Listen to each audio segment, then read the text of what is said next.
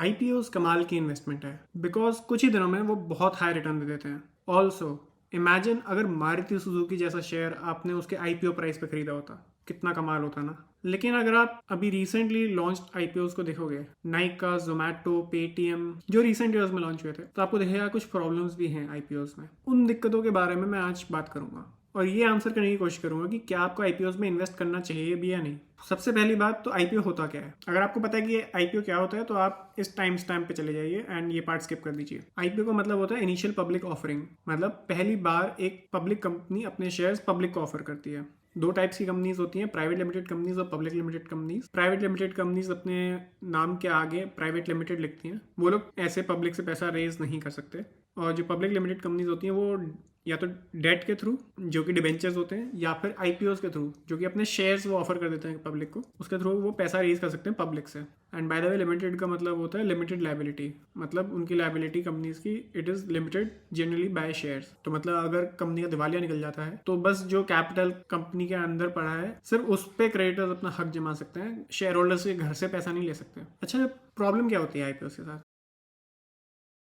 सबसे पहली प्रॉब्लम की बात करते हैं हाई वैल्यूएशंस। ये आईपीओस की सबसे बड़ी प्रॉब्लम है, जो कि ये बहुत हाई वैल्यूएशंस पे लॉन्च होते हैं। जब बुल रन होता है तो नंबर ऑफ आईपीओस इंक्रीज हो जाते हैं क्योंकि उस टाइम पे वैल्यूएशन ज़्यादा मिलती हैं। और कितने नंबर ऑफ आईपीओस लॉन्च हो रहे हैं, it is also considered as an indicator कि मार्केट कितना पीक पे पहुंच चुकी है अपने बुल रन में। IPO is also the final exit point for a lot of VC firms and private equity firms. जितनी कंपनीज या स्टार्टअप्स में पैसा लगाती हैं, जब ये स्टार्टअप्स आईपीओ लॉन्च करते हैं तो ये बड़े बड़े प्लेयर्स जिन्होंने पहले अर्ली स्टेज में उनमें पैसा लगाया था आईपीओस में, उनको एग्जिट करने का मौका मिलता है और ये अपने शेयर्स ज़्यादा से ज़्यादा वैल्यूएशन पे पब्लिक को ऑफलोड करना चाहते हैं। कई बार तो आईपीओस खाली ऑफर फॉर सेल होते हैं बाय प्रमोटर्स या इन्वेस्टर्स, मतलब जितना भी पैसा उठाया जा रहा है आईपीओ में वो एक्चुअली कंपनी को जाएगा ही नहीं।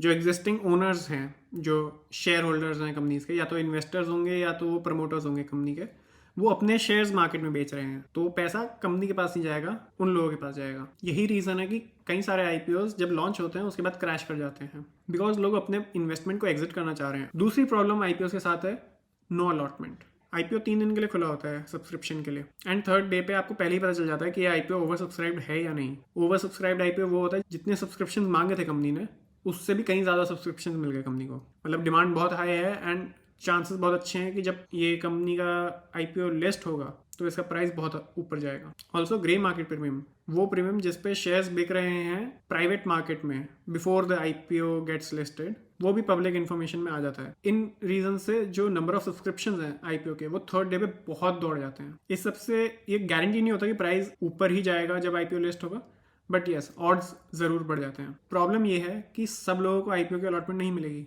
आपको बहुत सारे लॉट्स के लिए अप्लाई करना पड़ेगा जिससे कि एक लॉट आपको मिल जाए। दैट मीन्स काफ़ी सारे फंड्स आपको ब्लॉक करके रखने पड़ेंगे अपने सेविंग्स अकाउंट में। ठीक है, आपको इंटरेस्ट मिलेगा उसके ऊपर, लेकिन हर किसी के पास उतना free flowing money savings account में रखने के लिए नहीं होता। अभी जेएम फाइनेंशियल्स का केस बहुत फेमस हुआ था, सेबी ने उन पे रिस्ट्रिक्शंस इम्पोज करी थी। जेएम फाइनेंशियल अपने क्लाइंट्स को लोन देता था जिससे कि वो उस लोन से आईपीओ में इन्वेस्ट कर पाए, HNI कैटेगरी में, हाई नेटवर्थ इंडिविजुअल कैटेगरी में, जिससे वो ज़्यादा अलॉट्स के लिए अप्लाई कर सकते हैं। तो उनकी probability of getting allotment increase हो जाती थी और आईपीओ का सब्सक्रिप्शन भी आर्टिफिशियली बढ़ जाता था। और उसके बाद जब आईपीओ लिस्ट होता था, जीएम फाइनेंशियल की ही दूसरी एंटिटी उन शेयर्स को इन इन्वेस्टर्स से खरीद लेती थी। ऐसे गेम्स भी खेले जाते हैं मार्केट में, तो जो हमारे जैसे सिंपल लोग हैं हमारे लिए चांस और कम हो जाता है अलॉटमेंट मिलने का। थर्ड प्रॉब्लम है लिमिटेड हिस्ट्री। सिंस आईपीओ के टाइम पे कंपनी पहली बार लिस्ट हो रही है तो उसकी कोई ज़्यादा हिस्ट्री अवेलेबल नहीं होती। स्टॉक प्राइस का क्या मूवमेंट रही है, डिविडेंड्स की क्या हिस्ट्री रही है, वो सब तो अवेलेबल होगा ही नहीं, क्योंकि डिविडेंड्स तो जनरली प्राइवेट कंपनीज दे नहीं रही होती। एंड जो प्रोस्पेक्टस होता है उसमें भी 2-3 साल से ज़्यादा का डेटा नहीं अवेलेबल होता। इतनी कम इन्फॉर्मेशन से ये जज करना बड़ा मुश्किल हो जाता है कि कंपनी के रेवेन्यूज, प्रॉफिट्स, उसकी नेटवर्थ कंसिस्टेंटली ग्रो कर रहे थे या नहीं। प्लस कंपनीज के पास एक इंसेंटिव होता है कि अपने जो लास्ट के 1-2 साल के फाइनेंशियल्स हैं उन्हें विंडो ड्रेसिंग करें जिससे कि ग्रोथ ज़्यादा दिखे, वैल्यूएशन ज़्यादा मिले। ऐसा भी कई केसेस में होता है कि प्रोस्पेक्टस में जो ग्रोथ रेट दिख रहा होता है, जैसी कंपनी लिस्ट होती है अगले 1-2 साल तक उतनी हाई ग्रोथ मिलती नहीं है। ऑल्सो जो कंपनीज पब्लिक लिमिटेड कंपनीज होती हैं और जो स्टॉक मार्केट्स पे भी लिस्ट हो जाती हैं, उन पे रेगुलेशंस बढ़ जाते हैं। कंपनीज एक्ट के रेगुलेशन बढ़ जाते हैं, SEBI comes into picture, auditor quarterly review करता है रिजल्ट्स को, and so on. Simply put, they face much more scrutiny from different regulators. तो जिस कंपनी का आईपीओ आ रहा है अगर वो दूध की धूली नहीं है तो चांसेस हैं कि उसके लिस्ट होने से पहले की हिस्ट्री में ज़्यादा कुछ नहीं मिलेगा, जब उसके ऊपर स्क्रूटनी बहुत कम थी। जो भी उसने गलत काम किए हैं वो अभी तक विजिबल नहीं होंगे। चौथा पंगा है एसएमई आईपीओस का। अभी लास्ट 1-2 सालों में एसएमई आईपीओस बहुत पॉपुलर हुए हैं एंड इन्वेस्टर्स ने बहुत इंटरेस्ट शो किया है इन एसएमई आईपीओस में। कई सारे एसएमई आईपीओस ने मल्टी बैगर रिटर्न्स दिए, कुछ तो ऐसे भी हैं कि जो लिस्टिंग की डेट पे ही डबल हो गए। लेकिन पंगा कहाँ है? एसएमईज में कैपिटल बहुत कम होता है क्योंकि वो छोटी कंपनीज हैं एंड थोड़े से लोगों के पास कॉन्सेंट्रेटेड होता है, तो ये स्टॉक प्राइस मैनिपुलेशन के लिए परफेक्ट कैंडिडेट्स बन जाती हैं। कुछ केसेस में आपने देखा होगा कि जैसे ही स्टॉक का आईपीओ आता है वो अपर सर्किट हिट कर देता है स्टॉक, और अपर सर्किट हिट करता रहता है कंसिस्टेंटली कई दिनों तक। चांसेस हैं कि वो स्टॉक शायद से मैनिपुलेट हो रहा है, गारंटी नहीं है लेकिन it is a possibility. And guess what, SEBI ने भी अभी रिसेंटली एसएमई आईपीओज में होने वाले मैनिपुलेशंस के बारे में कंसर्न शो किया है। अपार्ट फ्रॉम प्राइस मैनिपुलेशन, 2 और इश्यूज हैं एसएमई आईपीओज में।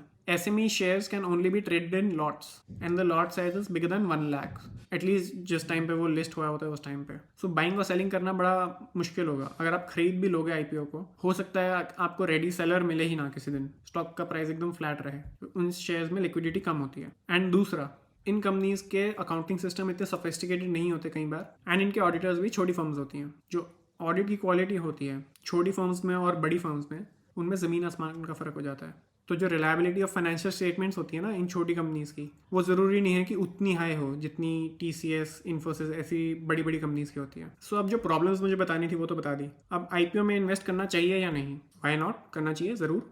Just keep the following points in mind. 1, valuation is king. B very clear कि आप क्या वैल्यू पे कर रहे हो उस आईपीओ के लिए। अगर आप लॉन्ग टर्म के लिए इन्वेस्ट करना चाह रहे हो और आईपीओ बहुत ओवर वैल्यूड है, वेट करो, जब वो आईपीओ लॉन्च हो जाएगा उसके बाद थोड़े टाइम बाद हो सकता है वो करेक्ट हो जाए प्राइस, तब खरीद लेना। Second, do your due diligence. IPO को अच्छे से एनालाइज करो, उसके प्रोस्पेक्टस में बहुत सारी इन्फॉर्मेशन होती है, आप अच्छे से उसका प्रोस्पेक्टस पढ़ो। एंड जैसे आप किसी भी लिस्टेड कंपनी जो एग्जिस्टिंग कंपनी है उसको एनालाइज करोगे, वैसे ही उसको एनालाइज करने की कोशिश करो, बल्कि ज़्यादा स्क्रूटिनी करो बिकॉज इसकी हिस्ट्री बहुत ब्लीक है। And third, decide long term या शॉर्ट टर्म।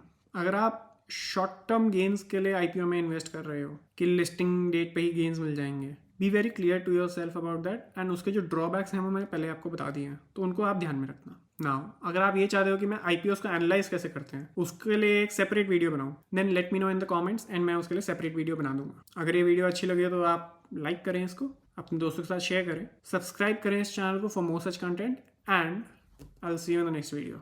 C you.